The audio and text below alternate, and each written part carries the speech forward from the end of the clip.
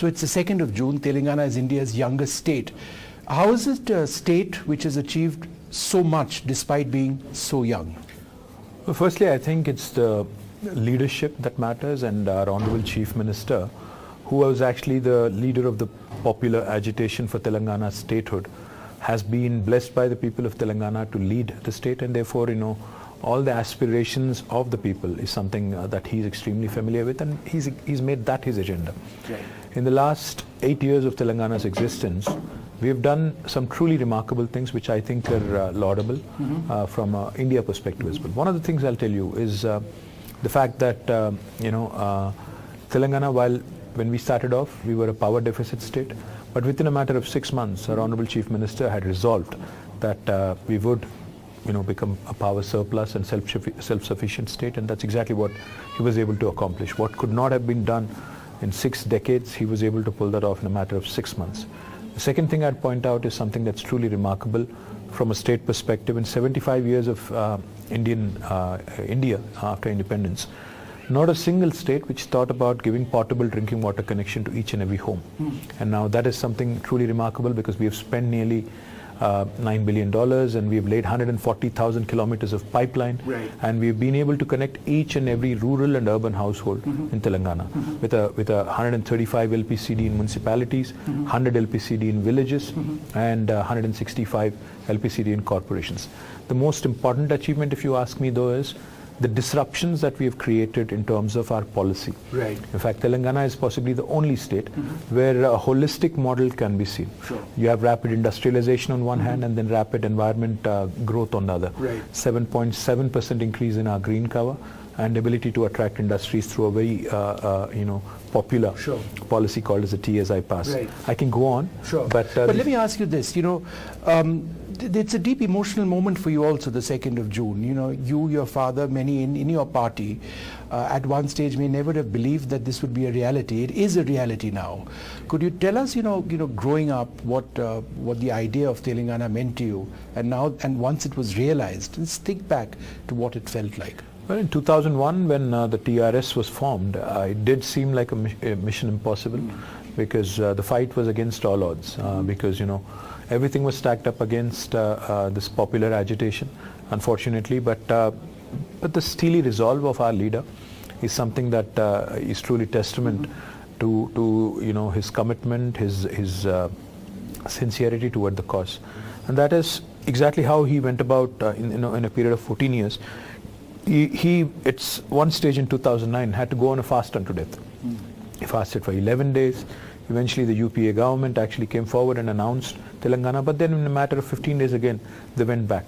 So the intense agitation that happened, and also the intense pressure that was built on the parliamentary democracy, the democratic setup in Delhi, is something that truly is something for the record books. Yeah. Because if you ask me, a peaceful agitation for a sustained period, without really disrupting or without resorting to violence, is something that we take a lot of pride in. So yes, there were many ups and downs, but nevertheless, I think today, the very fact that Telangana has not only been formed, but after 8 years it is looked at as a state which is a role model in a lot of areas, is a matter of great pride for all of us. Let's talk about specific areas, in your economy, or areas of excellence, and areas where you feel that more needs to be done. Let's talk first about pharma. The fact that, in terms of vaccines, Telangana is a world leader. The number of vaccines made in your state, it's incredible from a global standpoint. Yes, in fact, one of the biggest achievements of Telangana, if you ask me, is the consolidation that we had done in the life sciences space. Vaccines, because everybody's talking about vaccines now because of the pandemic, but the fact is 1/3 of human vaccines are actually produced from Telangana, and we continue to build on that momentum and to continue to build on that story, because even today I had a meeting with other at Davos with Adar Punawala, and I was asking him also to come join the bevy of vaccine makers in Hyderabad. So a lot of activity on vaccine front, but more importantly, I think what Telangana has achieved is position itself really well for the next wave of opportunities that are going to come out of the intersection of health tech and information technology. And now that is an area which is exciting, because I think India really has a great opportunity there to provide solutions not just for India, but also for the rest of the world. And Telangana is ideally poised there. So Medtech, what you're talking about, medicine and technology, the life sciences space, you've got huge companies operating in Hyderabad, Novartis, Medtronics. Could you give us an idea of how this represents the absolute high tech or the higher end of the science of medicine and science coming together, medicine and technology coming together? Well, technology really has permeated into every sphere of life now, and if you think about it for a minute, none of us are exempt, in terms of how powerful it has become, a powerful and influence it has become in our daily lives. If you look at healthcare, or even if you look at life sciences at large, the possibilities using technology to innovate, the possibilities using technology to kind of come out with newer opportunities is something that is only limited by imagination. Right. So therefore, Novartis, when they set up their campus in Hyderabad in digital drug discovery, initially they also may not have thought that this would become so big. Now they're 9,000 plus, and they are into multiple things. They use the cutting edge technologies like AI and ML, and they are into clinical trial management. They are into digital drug discovery, and so is the case with Medtronic. Medtronic is a large medical devices company which is also again having its second largest base in Hyderabad and Telangana.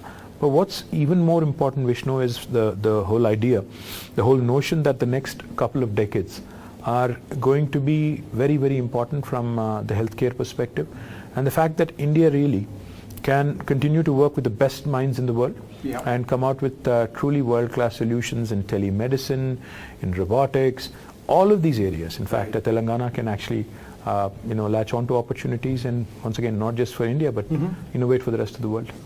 Now, T-Hub, which is the world's largest incubation facility, tell us a little bit about that, because it's physically very large, but obviously it's meant to be very large in terms of ideas.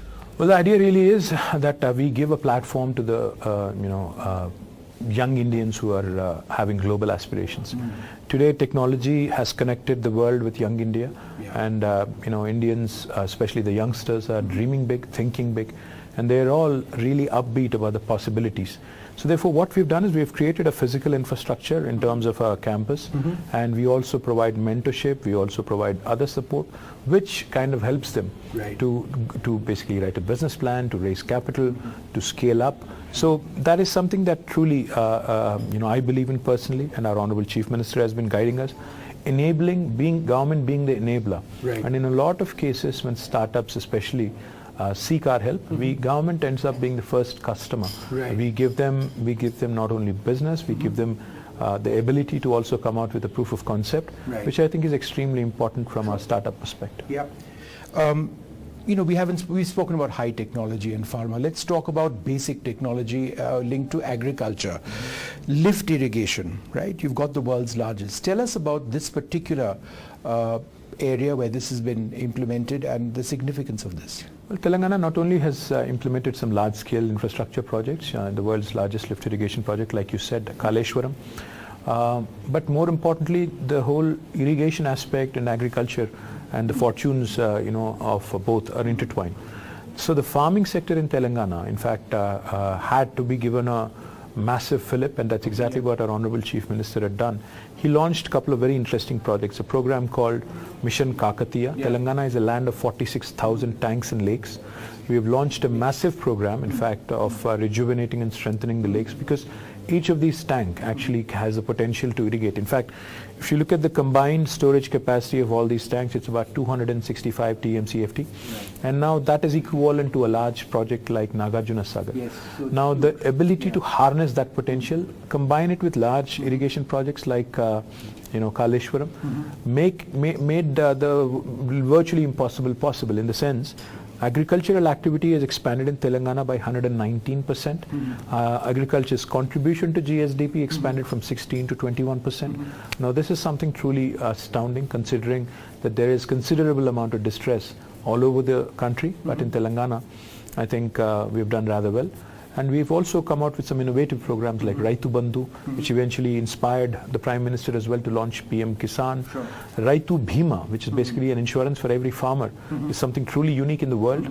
Nearly 4 million, 40 lakh farmers in Telangana are insured to the extent of almost 5 lakh rupees. Even in the case of a natural death, LIC has been given the mandate. So these are programs which have really encouraged farmers to expand their activity, and as a result today Telangana's agricultural produce is something that we take a lot of pride in. We have become the granary of India. Yes. We are second only to Punjab in rice production. In fact, our paddy production was so much that even Food Corporation of India had to throw its hands up and say we can't procure anymore from Telangana. Right. So that's how much agricultural output has increased from our state. How successful have you been so far in rejuvenating these water bodies? Well, in fact, more than 50% of the water bodies have been rejuvenated, and the remaining, of course, it's an ongoing work.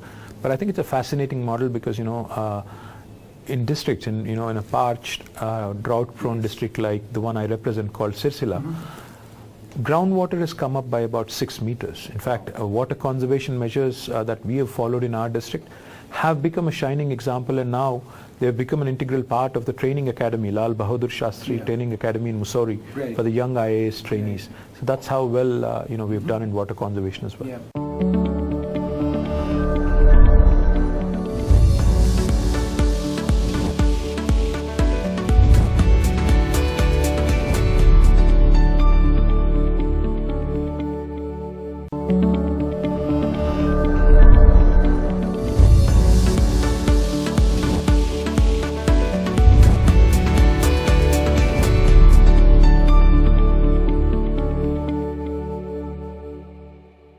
Aviation is another area where you've got international majors, Lockheed Martin, Boeing, helicopters, fixed-wing aircraft, engine manufacturers, they're all in India. This helps a great deal in skilling people in your state and opening up an ecosystem. I am a firm believer in the power of aviation, and in fact one of the things I believe is not only for India but for the Middle East, for Southeast Asia as well, India has the potential to create an aviation university. Our ambition is to create also an aviation university. While we have Pratt & Whitney, we have Aero Campus Aquitaine, all these institutions working for my state. We also have collaborated with Cranfield University in UK to set up a campus in Telangana. Our ambition is larger, not only aviation but aerospace and defense. A comprehensive ecosystem is something that we are working on.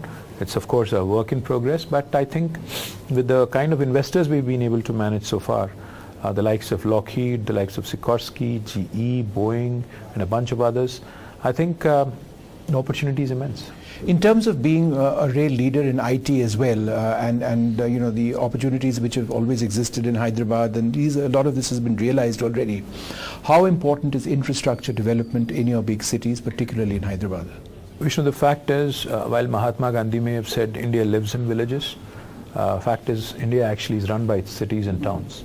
Because more than, for instance, if you take my state, a city like Hyderabad, which almost 10 million people, 1 crore people, is the economic engine that drives the state. Now, if you look at India as a country as well, the top 10 cities in India literally run the country. Yes. Because 50% of our GDP or more comes from these cities. It's extremely important to nurture these cities, and it's extremely important to also ensure the social fabric in the cities is conserved. So therefore, in Telangana, in the last 8 years, our city, Hyderabad and others, we have given massive encouragement to creation of urban infrastructure. We have ensured that drinking water as a facility, because we've seen cities where drinking water has to be ferried in a rail tanker. We've ensured that that situation doesn't occur in Telangana. More importantly, power and road infrastructure, and even sewerage treatment for that matter. In fact, 100% sewerage treatment will be done in Telangana by the end of this year. So therefore, a lot of input has gone into it, but of course, it's again a work in progress, and there is a lot more to be done. Capital, of course, is something that we constantly try and find to create more infrastructure. But I think so far along, with the kind of rapid increase in investments, the rapid increase in the growth of our urban areas, our infrastructure, we are still playing catch up, but I think we will definitely improve. Does Hyderabad genuinely have potential to grow any further? Absolutely. In fact, Hyderabad is the one city in India which has got an all-round potential to grow. Because if you look at it, the outer ring road that we have, which is 160 kilometers, has literally opened up Hyderabad. You know, Hyderabad is no more the GHMC, the Greater Hyderabad Municipal Corporation. Hyderabad is now the HUA, the Hyderabad Urban Agglomeration, everything inside of the outer ring road and also everything possibly a few kilometers outside. And now with the RRR, the regional ring road also coming up, a 353 kilometers concentric circle, outside of Hyderabad. The ability for Hyderabad to create countermagnets to decongest the city is something that we truly are looking forward to. Right. And most importantly, the ability for Hyderabad to continue to grow and continue to attract investments, because we see other cities in India crumbling in terms of their infrastructure. We see traffic jams, we see a number of other issues which are not the case in Hyderabad. Right. So decongestion is a big priority for you going forward. It's a huge priority, in fact, not just decongestion, Must be but extremely decarbonization. difficult. Decarbonization is also equally important, so therefore we're doing a number of things on that front. In fact, we are also an important hub for EVs and mobility.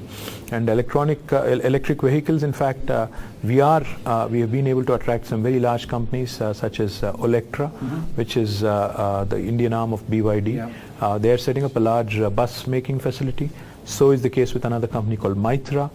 Bility, three-wheeler manufacturer, is setting up world's largest three-wheeler EV facility in Telangana. So I can go on. There's plenty of other EV makers that have come forward. Sustainable development and clean energy is a huge priority. In fact, in clean energy, we are the number 2 state in solar, with 4.5 gigawatts of solar production. In terms of land mass, if you look at it, the first state is Karnataka and the second is us. But if you look at it as a land mass versus a generation of renewable power, I think we will be number 1, because we're substantially smaller than Karnataka in terms of geographical size. Right. And would you be encouraging people over a period of time to make the switch to EVs as well? Of course, EV adoption. In other words, charging points? Yes, charging not just for infrastructure. cars, but also for Two-wheelers, public transportation. three-wheelers and public transportation. That yes. requires a huge, thought out process and infrastructure and changing mindsets. Vishnu, there's no dearth of capital in India now. You can attract the best of the names to India to ensure that we continue to create infrastructure, especially on the EV space, because I think it's an area which is exciting for a lot of private equity as well. So it's not an issue to attract capital, but I think what's important for us to realize is to encourage EV adoption even more. We have to do a lot more. In fact, like you said, public transportation, two-wheelers and three-wheelers and even passenger cars, I think all of it, a combination of all of this is something that the governments need to focus on. Thank you very much for speaking to us, and congratulations on Telangana Day. Thank you very much indeed. Thank you very much. Cheers.